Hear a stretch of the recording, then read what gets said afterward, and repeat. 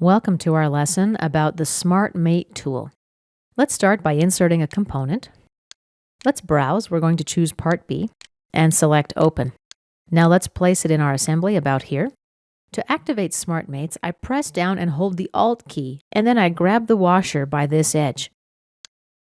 Now notice how the washer snaps automatically into place. Once the washer's in place, I'm going to release the left mouse button. Let's tile our windows vertically now. Go to Window and Tile Vertically.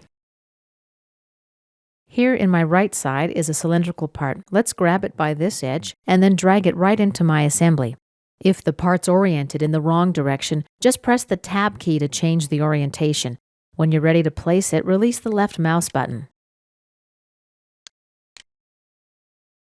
And our new mate has been added to the Feature Manager design tree. Using Smart Mates is a pretty easy and quick process. This concludes our lesson about the Smart Mate function.